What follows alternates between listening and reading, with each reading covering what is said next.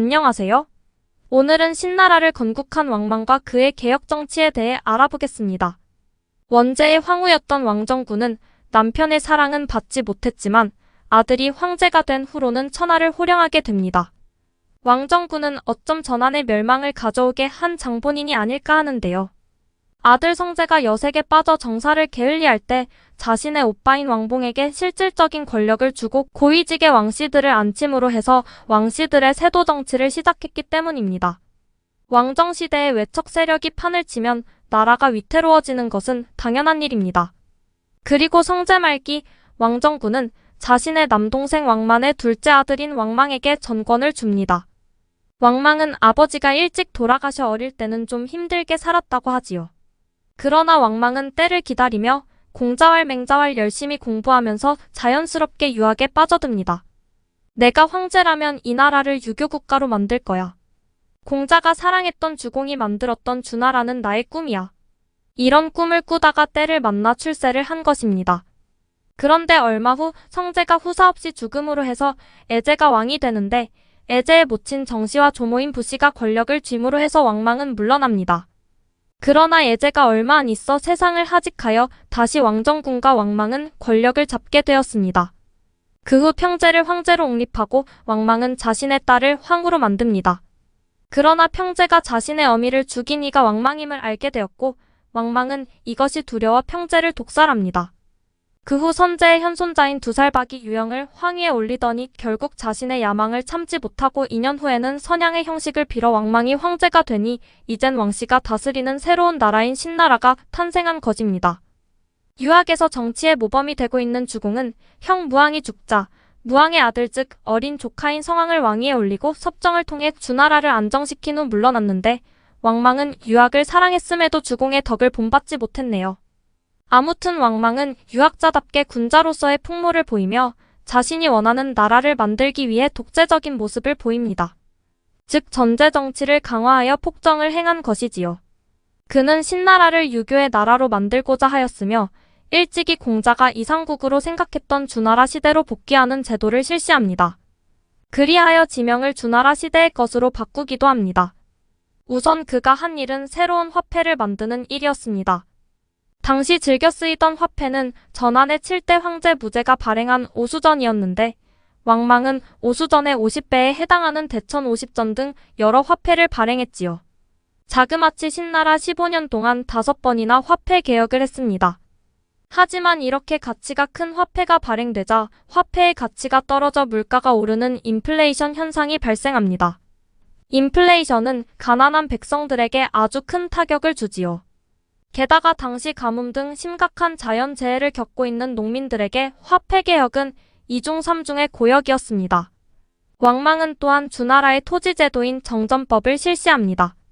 토지를 우물정 모양으로 구등분한 후 8명의 장정들에게 둘레의 땅을 나누어 경작하게 하고 가운데 땅은 공동 경작하여 세금을 내게 하는 토지제도였지요. 왕망은 당시 지방 호족들의 세력을 약화시키고 농민들의 생활을 안정시키려고 했습니다. 그리하여 주나라의 정전법을 모방한 왕전법을 실시한 것입니다. 당시 지방의 호족들은 자신의 세력을 넓히기 위하여 가난한 농민들의 땅을 강압적으로 헐값에 사들이고 있었습니다. 야, 너네들 땅 말이야. 맞고 팔래? 그냥 팔래? 아니, 사시겠다는 금액이 형편이 없잖습니까? 뭐? 맞고 판다고? 아닙니다. 그냥 팔겠습니다. 그러니 농민들의 고통이 말이 아니었지요. 왕망은 장정들에게 백무, 그러니까 약 3,000평 정도의 땅을 각자에게 나누어 주고 경작을 하게 하였고 백무 이상의 땅을 소유하는 것을 금했습니다. 그리고 토지 소유를 금지시켜 원칙적으로 나라의 땅은 왕의 땅이라고 하였지요. 당연히 토지의 매매도 금지시켰지요. 토지의 불법 매매가 호족들의 횡포를 낳았으니까요. 이를 왕전법이라고 합니다. 왕망은 정전법과 왕전법으로 호족들이 마구잡이로 늘리고 있는 대농장의 확산을 막을 수 있다고 생각했습니다. 호족들의 힘은 곧 노비들로부터 나오니 노비의 매매를 금지하였는데 특히 채무노비를 금지하였습니다. 채무자가 빚을 갚지 못할 경우 채권자의 노비가 되는 것이 바로 채무노비였습니다. 호족들은 흉년이 들었을 때 농민들에게 곡식을 구워주고 갚지 못하면 노비로 끌고 가 자기 세력을 확장하고 있었습니다. 이런 상황에서 왕전법은 정말로 바람직한 토지제도였습니다. 그러나 이런 좋은 정책이 실패로 끝나버리고 말지요. 이런 제도를 실시하여 실효를 거두려면 동시에 호족들의 위법 행위를 감시하여 엄벌해야 합니다. 하지만 왕망은 그러지 못했습니다. 대외 정책의 실패 때문이었지요. 왕망은 그동안 유지해왔던 흉노와의 화친 정책을 무시하고 흉노와 대립각을 세우고 있었고 흉노 또한 왕망의 신나라의 비협조적이었습니다. 그리하여 흉노와 전쟁을 치르게 되었는데 이 과정에서 고구려 사람들까지 징병하려고 하였습니다. 고구려의 유리왕은 신이 워낙 대국이다 보니 어쩔 수 없이 고구려인을 징발하여 보냈는데 이들이 전투를 거부하고 모두 도망하였지요. 이에 왕망이 고구려의 군사를 보내 공격하여 신이 승리를 거두었습니다. 그리고 왕망은 고구려를 왕국에서 제후국으로 격하하여 고구려를 하구려라 칭했지요. 열이 받은 유리왕은 신나라를 공격해 고구려현이라 불리는 지역을 빼앗습니다. 아무튼 여러 해 동안 자연재해로 농민들은 굶주림에 허덕이는데 전쟁이나 벌이고 그 전쟁을 수행하기 위해 호족들의 비위나 맞추는 왕망을 좋아할 수 없었겠지요. 결국 농민들은 반란을 일으킵니다. 그리고 왕망은 한나라 종실의 자기를 폐지하고 유시성을 가진 사람들의 등용을 배제하니 각국의 유시왕과 제후 및 여루 관리들은 왕망의 불만을 갖고 서로 뭉칩니다. 이리하여 왕망의 신나라는 대외적인 문제를 해결하지도 못한 상황에서 대내적인 문제로 골머리를 앓아야 하는 입장이 되었습니다. 그리하여 15년 만에 신은 멸망하고 마는데요. 그 멸망 과정을 한번 보겠습니다. 신나라는 서기 8년에 세워져서 서기 23년에 멸망한 15년의 단명제국입니다. 서기 17년, 그러니까 신이 멸망하기 5년 전에 형주는 심각한 자연재해로 인해 농민들 대다수가 초금목피로 생활을 하고 있었습니다. 당근 왕망에 대한 불만이 하늘을 찔렀겠지요. 이때 왕관과 왕봉은 이런 백성들을 달래주면서 세력을 규합합니다. 그리고 농림이란 곳을 근거지로 세력을 확대합니다. 왕망이 군사들을 보내 농림을 토벌하려고 하였으나 오히려 패배를 하고 농림이 정부군을 쓸어버리는 것을 본 농민들이 합세하여 장장 5만의 봉기군을 갖게 되었습니다. 한편 한해 종실인 유영과 유수 형제는 반란군을 조직하여 농림군과 합세합니다. 농림군들은 한나라 종실의 유현을 황제로 옹립하고 다시 유씨의 한나라를 세우고자 했습니다. 이가 바로 불운의 경시제입니다. 경시제는 나약한 사람이었습니다. 나는 아무것도 모르오. 도와주시오. 앞으로 다시 한나라가 세워지면 대국을 이끌어가야 할 사람인데 너무 나약한 거 아니냐며 불만을 가진 사람들도 많았다고 하네요. 아무튼 경시제는 유연을 대사도로 임명하고 유수를 태상편 장군으로 임명하였습니다. 농림군과 함께 대표적인 반란군으로 불리는 정미군은 서기 17년에 일어났던 여모의 난으로부터 출발합니다. 여모는 여육이란 사람의 어머니란 뜻이지요. 여육은 지방 현의 세금을 관리하는 아전이었습니다. 그는 정직한 사람으로 형편이 어려운 사람에겐 당연히 세금을 적게 받고 각종 자연재해로 수확량이 적어지면 그에 따라 융통성 있게 세금을 걷고 있었지요. 그런데 현령은 그게 불만이었습니다. 왜 세금을 더 받지 못하느냐? 하면서 여육을 죽여버렸습니다. 여육과 단 둘이 살던 홀어머니는 아들의 죽음에 분노하여 전 재산을 털어 마을 사람들의 인심을 얻습니다. 여육의 죽음에 대해 너무도 잘 알던 현의 사람들은 여모를 따랐고 처음에 100여 명으로 시작했던 봉기군은 어느새 1만의 대군을 가진 봉기군이 되었습니다. 이리하여 서기 18년에는 자신의 아들을 죽인 현령을 붙잡아 처형하였는데 여모는 그해 죽고 말지요. 산동지방의 태산에서 시작이 된 여모의 난은 여모가 죽자 번승의 주도하에 봉기합니다. 번승은 우리는 백성을 죽인 자는 반드시 죽이고 백성에게 상처 입힌 자 또한 상처를 입힌다. 라는 눈에는 눈, 이에는 이라는 보복지침으로 단결을 하고 왕망이 보낸 정부군과 싸웁니다.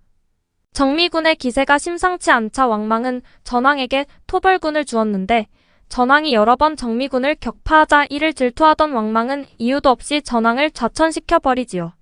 그 후 정부군은 1년간 정미군과의 전투에서 계속 패합니다. 이에 왕망은 정미군의 토벌 없이는 미래가 없다는 생각으로 장장 10만의 정예병을 보냅니다. 이때부터 아군과 적을 구분하기 위해 반란군들은 눈썹을 붉게 칠해 정미군이라고 부르게 된 것이지요. 아마도 이 당시는 군복이 없었던 모양입니다.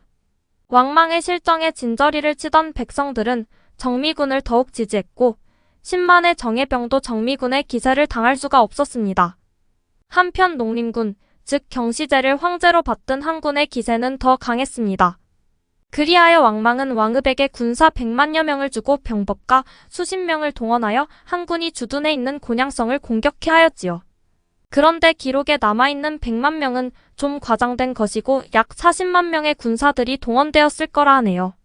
곤양성을 지키는 성주는 후에 후한을 세운 광무대 유수였는데 정부군이 쳐들어온다는 말을 듣고 약 1만여 명의 군사들에게 곤양성을 지키게 한 후 원군을 구하러 성 밖으로 나갔습니다. 그 사이 정부군 40만 명이 곤양성을 에워쌌는데 유수는 이렇게 병력이 적을 때는 기습 공격밖에 답이 없다며 게릴라전으로 정부군을 무찌릅니다. 그 많은 군사를 가지고도 곤양성 전투에서 패배한 이유는 지나치게 많이 동원된 병법가들 때문이라고 지적을 받는데요. 다 자신의 병법이 수행되기를 원했기 때문에 우왕좌왕했기 때문이지요. 곤양성 전투에서 왕읍이 이끄는 정부군이 병력이 40배가 많았음에도 불구하고 대패를 했다는 소식은 곧 전국으로 퍼졌고 이를 계기로 반란군들의 세력은 더욱 거세어졌습니다. 그러나 한군에게도 분열의 움직임이 보였습니다. 이때 완성을 지키고 있던 꼭두각시 황제 경시제는 무능할 뿐 아니라 질투도 심해 당시 한군을 이끌던 유연과 유수 형제를 못마땅하게 생각했습니다. 그래서 유연의 부하가 경시제의 즉위식을 반대한다는 이유로 죽였지요. 유연이 이에 항의하자 그 역시 죽입니다. 곤양성 전투에서 대승을 거둔 유수는 유연의 동생이었으므로 잘못하면 자신도 죽임을 당할 수 있다는 생각에 경시제 앞에 나아가 무릎을 꿇고 형의 잘못을 빌어 우선은 목숨을 부지하는 길을 선택했지요. 한편 곤양성 전투의 승리를 발판으로 경시제는 각 장군들에게 명해 낙양과 장안을 공격하도록 하였습니다. 이때 장안을 공격하던 장군들 중 농림군, 즉 농부 출신의 도적들이 많았는데 왕언도 그 중 하나였습니다. 왕언이 궁으로 들어갔을 때 그의 부하 중 한 명이 왕망을 발견하고 그를 살해하였습니다. 곧 왕망의 시체는 수천 갈래로 토막나고 머리는 잘려 경시제가 있는 완성으로 보내집니다. 그런데 왕언이 왕망을 죽였음에도 대역죄인으로 참수됩니다. 왕망의 옥새를 제멋대로 사용했으며 황제의 허락도 없이 궁의 재물과 궁녀들을 약탈했다는 죄목이었습니다. 아무튼 이로써 왕망의 신나라는 15년 만에 멸망하고 만 것입니다. 그러나 중국사에서는 왕망의 신나라를 정식국으로 인정하지 않고 한나라를 전한과 후한으로 나누는 반란 정도로 생각하는 것 같습니다.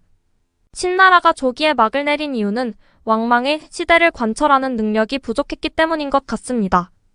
농민들의 생활 안정을 목표로 했다면 그에 매진해야 하는데 여러 일들을 벌여놨기 때문에 결국 성공한 일이 하나도 없게 되었습니다. 이런 면에서 멸망은 예정된 것이었는지 모르지요. 감사합니다.